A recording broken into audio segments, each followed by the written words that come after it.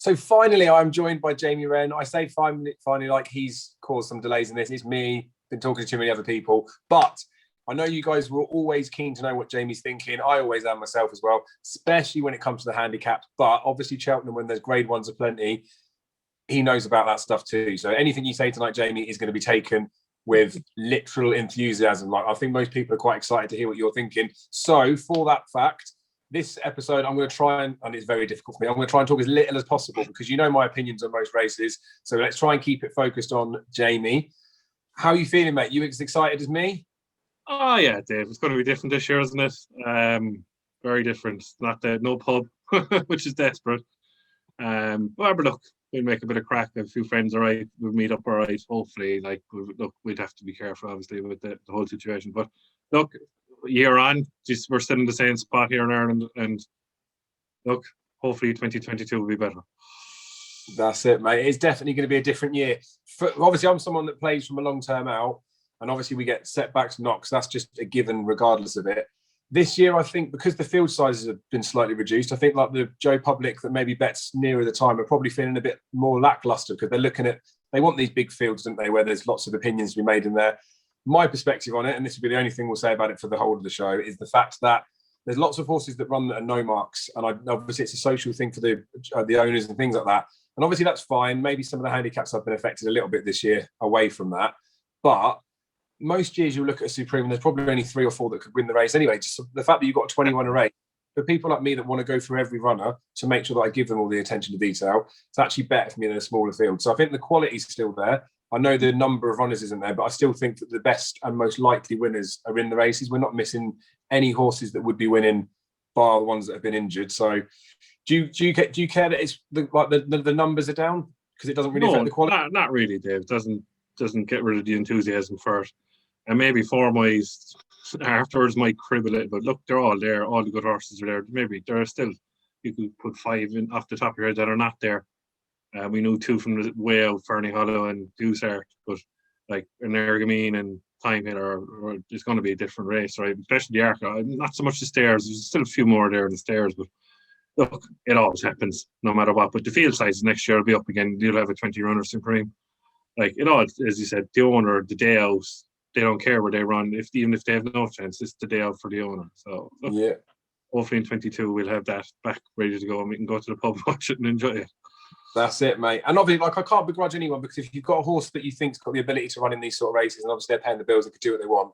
But it does annoy me slightly when you have got these no marks in there, just because it doesn't happen very often. But imagine one of them makes a mistake or they ruin a race for somebody else, and I don't feel like they should be in there. So I think there should be a lower cap in some of the races. A bit harsh. Kind of has a feel of a November meeting in it, Dave. A small tad, no, not too much, but a small tad when it comes to the field sizes. You always have big field handicaps. Then maybe 5 to 8 runners, main ones, and that's what's going to happen. And look, most of them are there in the Gold Cup. Most of them are still there in the Ryanair. Most of them are still there in the Champions Chase, and some are there in the Champion Earth. What more do people want? Like, yeah, I agree. So, without talking about that anymore, I just wanted to get that off my chest more than anything. Not that anyone at home really cares, but people are entitled to it. If they're annoyed with it, then fair enough, be annoyed with it. But it's just 1 year with COVID. It's just 1 year with it. Just look at exactly. We're lucky to have it. We're lucky to have it on. Yeah, and I agree with that. But the thing is, of the declarations today, bar a few horses that might go for different races than other people would expect. So I think everything played out as I sort of called it for today's racing. Doesn't mean that any of your fancies or your selections are not running, does it? Because they're in the fields. So Supreme Novices Hurdle. How are you seeing it? What do you fancy in here, mate? Well, I suppose from our earlier preview, Dave, in January, I backed Appreciate for the wrong race. I suppose he's the rightful favourite. He's the best form. I have a problem. I don't know. I just have this nagging feeling he's going to get tapped for toe in the end. I don't fancy Matty. No, he was good at the line, but like, could you fancy a horse that beat Shake 'em Up Harry and then ran no race in the bet for her? Not for me. He is a flat horse, flat bred. He might be better on better ground, but he seems like softer ground. I like Ballyadam, but my problem with Ballyadam is, does he jump well enough? Now, he could jump better off the better ground. I think he's still a good bet, 5-1, 11-2, 6-1, still poking around the place.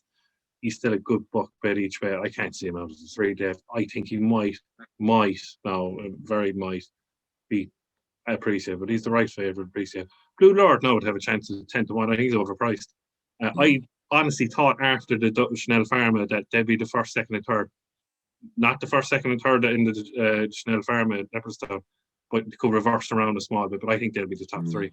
I can't see nothing else in it. Now, Soaring Glory, travel but is he going to get a pace, that same pace that he got in the Betfair Hurdle to show that he can travel into a race?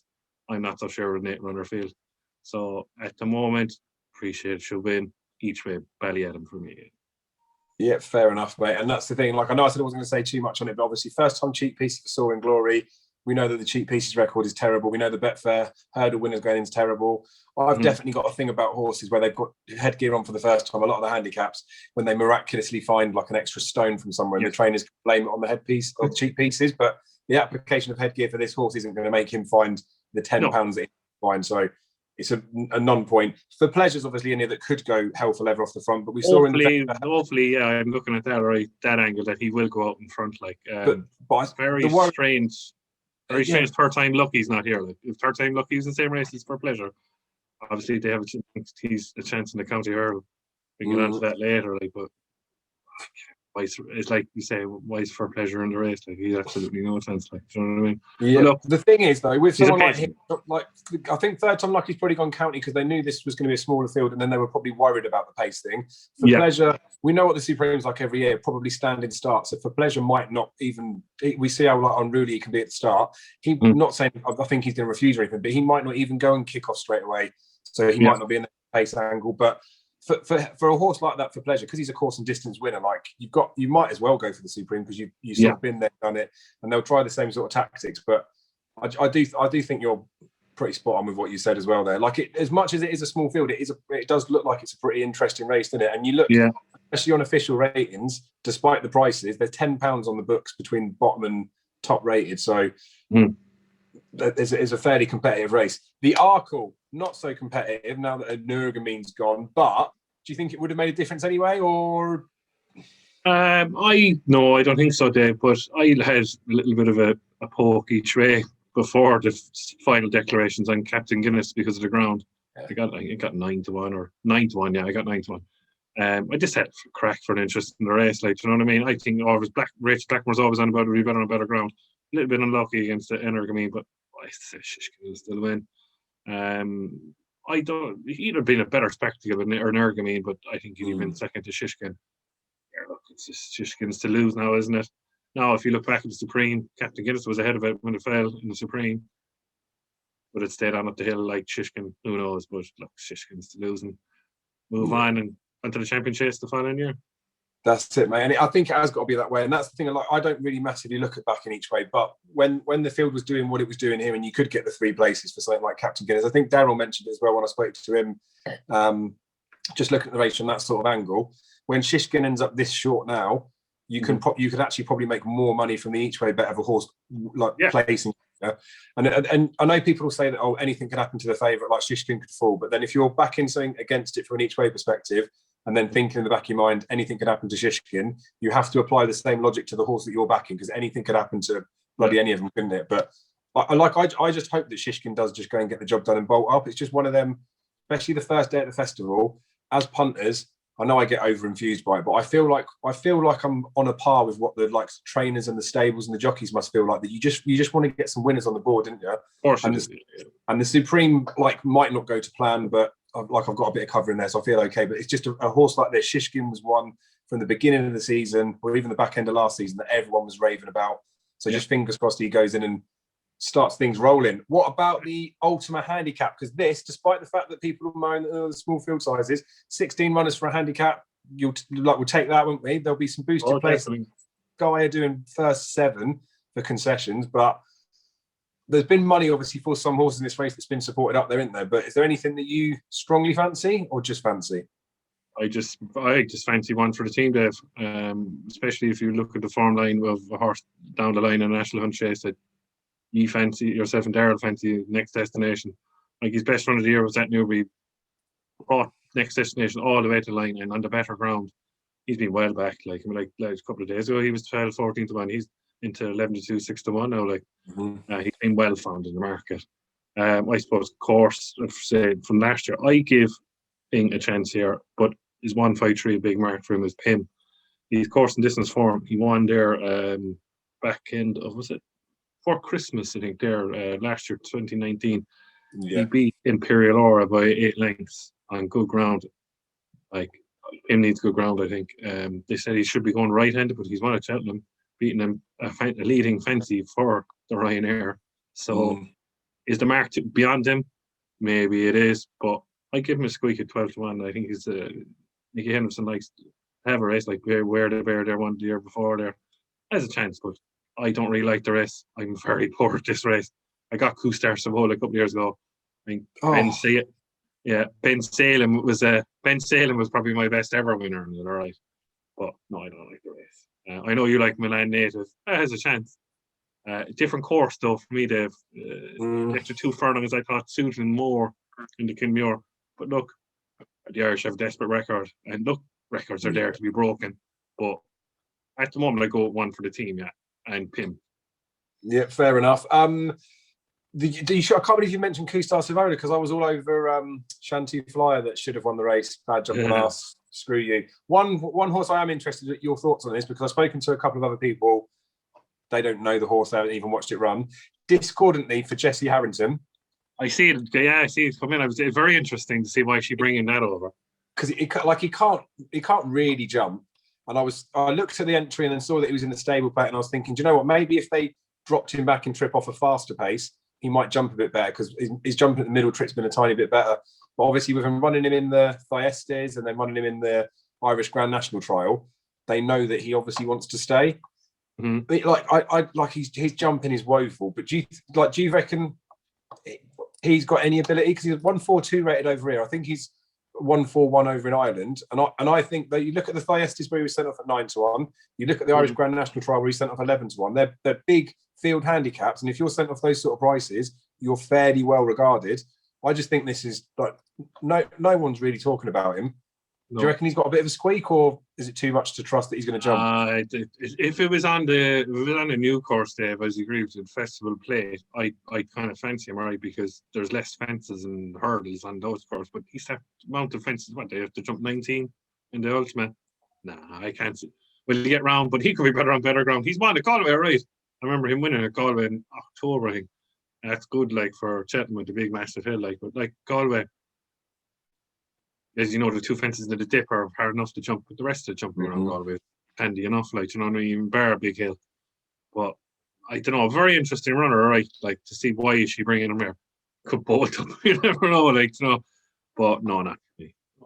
Yeah, fair enough. I was just interested to know your thoughts on it, because I look at him and like I like to take a leap of faith into a lot of horses, and this horse seriously cannot jump. It's just one of them that I don't know, if he chucked in a clean round, he's the sort of horse, like, not like quite as good as like a Blue Dart did in that Close Brothers, but he's the sort of horse that I could see having like a few pound up his sleeve. But we'll move on. This is about you, not me. Champion hurdle me. I said there in the preview tonight, 6-1 Honeysuckle was a good bet, and I'm happy with that. You know who I'm going to mention, Dave, after that. My 2 old favourites have to have a chance each way. Abracadabra is on better ground, and Sharjah. I hope Patrick Mullins doesn't ever watch this. I think Sharjah has a right chance now with Paul Town and all.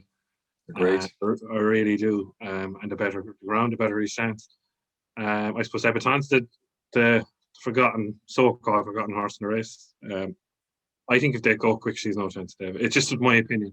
I think if they go slow early, she's a right chance, because she's a bit faster horse than all of them. I don't think Rachel Blackmore will let Aidan Coleman do that, though. No.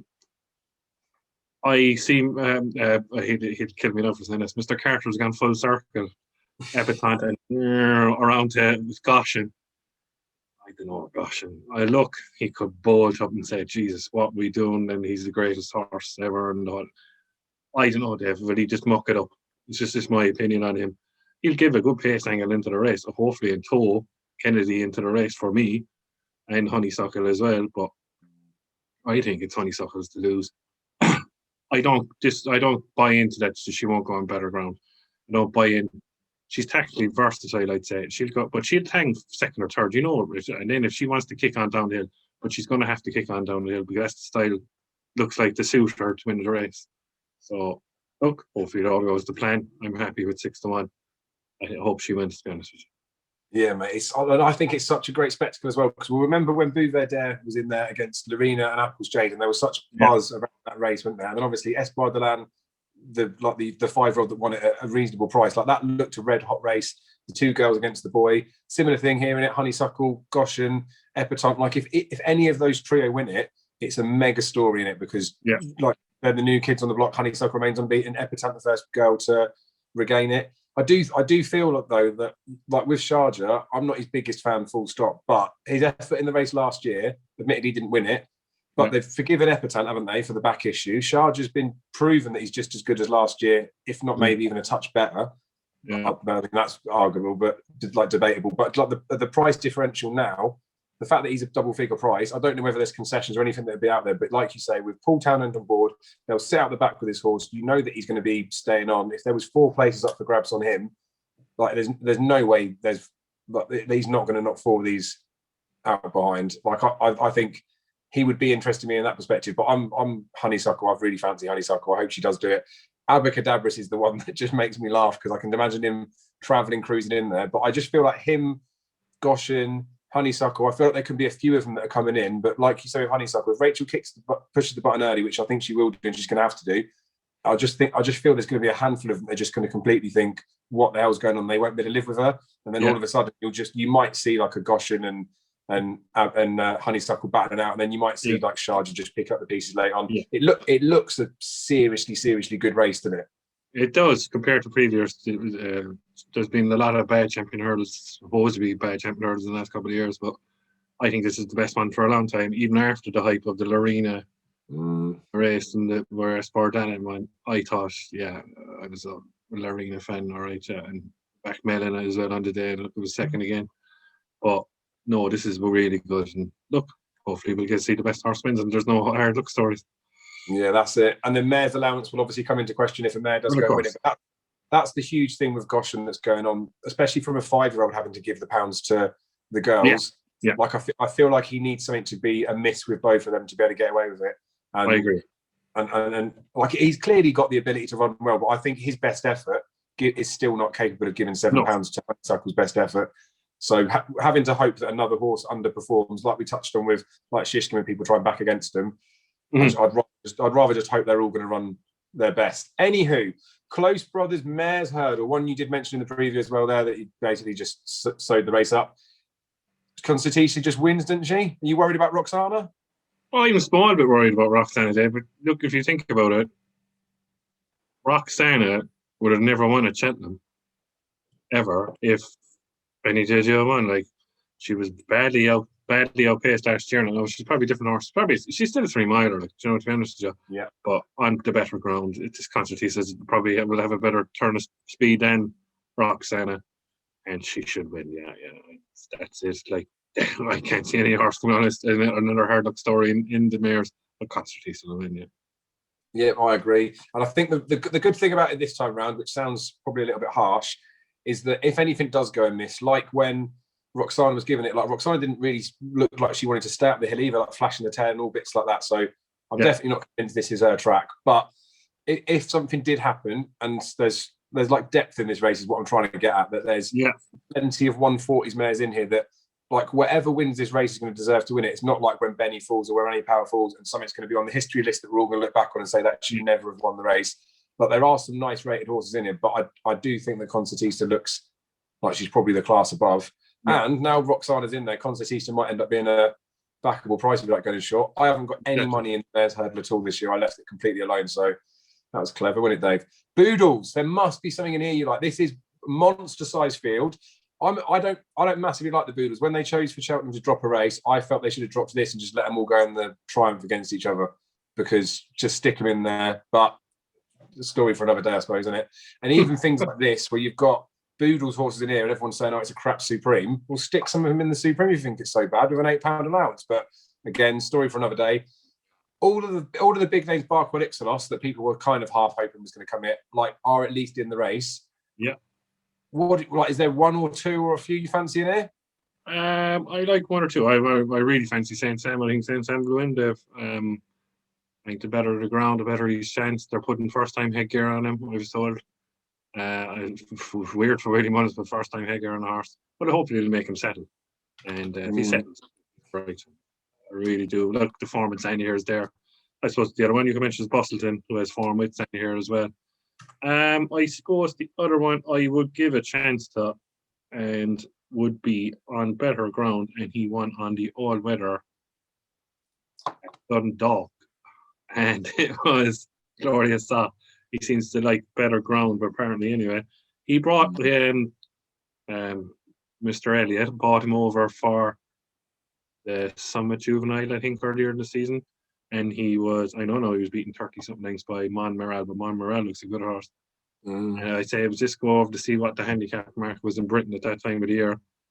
Was entered in the Musselburgh thing, and I got the 131. I think this horse is a little bit of a squeak. Forgotten horse.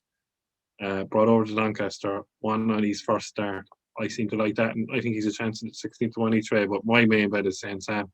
A little nibble on Glorious Stuff each way. Yeah, fair play to you. And Glorious Stuff, it's Diva Racing it. They're fairly newish into it. I think the guy that runs it was to do with Gretchen Park and used to be their race manager as well. And we know what Gordon's like with some syndicate horses. Like he likes to pot them out and get some winners with them. And obviously Gordon does all right in this race. Willie Mullins, like, got a poor record in it. And Darryl mentioned it the other day as well. Although I think he quite likes St. Sam in here as well. But it was just saying that Willie Mullins has got a terrible record with first-time hoods on horses. But I can see the whole thing with St. Sam. There's just something lingering in my head that with juveniles, I don't think too many of them are plotted out. I feel like Willie Mullins ones, he's trying to see how good they are. And when horses like this maybe appear to look like they're being like easily ridden or anything like that, I just wonder whether there's something wrong with the horse. The fact that hood's on's a good thing, because if it has got something wrong with it, you want it to have on there. But there's plenty of horses in here that have got first-time headgear on, isn't there? It's a bit of a punty race. This is the sort of one where people will talk about the small field sizes. Get stuck into the boodles then. Good luck with picking the winner of that. Yeah. Well, I fancied Sage Advice, and I just didn't. I not stupidly probably, but I just didn't expect there to be this many runners in there. I didn't think it would be a full-size field. So 22 runners in there. Good luck, I suppose, in the race, isn't it? But St. Sam, you and Darryl are in agreement on that one. I think Darryl half likes Umdor that he's come here as well now. But it's not about Darryl. It's not about me. It's about Jamie. Umdor, I would give him a mention, right? Because he looks like a horse that needs an absolutely monster gallop, and because his head goes up in the air, and he could settle and he could plug away on. It could be traveling like a good thing. Come to the second last. I'd be worried about his head carriage. I was watching his head carriage there the last. Not for me. I don't like that. His head probably go all over the place if he hit the front of Cheltenham. But he has a chance. He probably needs a faster pace, all right, because he didn't settle the last day. He'd have a chance, all right. But as you said, Willie Mullins has a poor record in the race, but he was unlucky there one year, and I can't remember the race. Campidor fell at the last, and I can't remember his name. The Wiley horse fell at the last. I think he'd have won that Wiley horse. Was it Diego de Charmel won at that race? Yeah. Look, I think St. Sam. Yeah, it's Willie Mullins, isn't it? Yeah. But no, I think St. Sam will win there. Yeah, fair play, and he's definitely one of them. Like I say, I've always had it in the back of my head about like the better juveniles when they look like they're a bit plotty. I've just always had it in my head that there might not be something about him, which is the only reason why I wouldn't back him or anything like that. But that's not to put anyone off him. Like, he does look to have a proper chance in there. National Hunt Chase, mate. This was a race that looked maybe a few weeks back that like almost pointless. Well, even a few months back, you look back at it and everyone was just thinking, oh, Galvin's going to go off terribly short. Then Galvin went short-ish. Then Galvin drifted out a bit. The Royal Pagaille thing, I've said my piece on it many a time, but it's just a joke, the horse even running at Cheltenham, because it needs a bog. It's ridiculous. Just because he's got a hype of being the highest rated novice and all that sort of stuff. There's too much pressure surrounding him to say this horse must be really good. You have to run him at Cheltenham, and all that pressure from the same people that slag Cheltenham off, say it's not all about Cheltenham. So anyhow, enough done with that. Like, he wouldn't win any race at Cheltenham because the ground's not slow enough for him. So anyhow, that's that bit done. But at least it made the market different because there was some extra price on some other horses. That has now completely collapsed in terms of prices in behind Galvin. I think it looks a pretty decent race, though, and I reckon I would be very surprised if there wasn't a few fighting out the finish towards the end. Which ones do you like, or one have you landed on? Oh, Galvin. I'm waiting for a long time to ever said in the other preview with it. Galvin, 6-7 to 1, I think I got. I'm very happy with that. Waiting since October for this horse to win, and hopefully he'll come home and win easy. Next destinations come into the race. Has a chance, especially if I fancy one for the team for the ultimate. This horse has to have a chance. It's actually a nice bad race now. Galvin, next destination, Escaria 10. I give Laura Royal no chance. Remastered would have a chance, but does he need soft ground? Yeah. But I would there's a pound between the two unofficial ratings, Galvin and next destination. They should be first and second unless Escaria 10 can improve £10 ahead of the two of them. But I'm waiting on Galvin for a long time. The ground is going to suit him. I think he'll win, and hopefully at the start of the race that they'll go slow enough, and then he just tap him for a bit of toe at the end. He's like a 2.5 miler really from last year, second to Imperial Aura last year at the festival. I think he'll win, and I'm waiting for him for a long time. And I'll be happy when he, hopefully when he wins. Yeah, fair play, mate. One I put up in the anti-up thing the other day was Nestor Park, who was monster prize anyway. Again, I was half hoping the field might cut up a little bit for it.